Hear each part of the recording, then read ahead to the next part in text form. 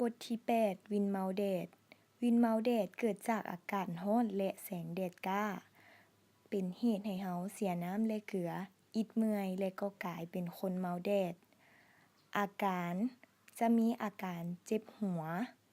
ปวดราก หน้าแดงเข้ม กำมะจรเต้นไว คนเจ็บมักจะเสียสติอย่างบ่รู้สึกตัว การปิ้นปัวเอาคนเจ็บเข้าโฮมบอนที่มีอากาศรูล่วงดี ย้านหรือแก้เครื่องของคนเจ็บออก เมื่อคนเจ็บกลับสู่สภาพเดิม ให้คนเจ็บดื่มน้ำเกลือทุกๆ15นาทีประมาณ 3-4 เทื่อ ถ้าอาการบ่ดีขึ้นให้ส่งโรงหมอ วิธีป้องกัน ดื่มน้ำหลายๆ เวลาออกแดดให้กางคันห่มหรือใส่หมวก ในเรือนต้องไขประตูป่องเยี่ยมออกให้หมดเพื่อระบายอากาศ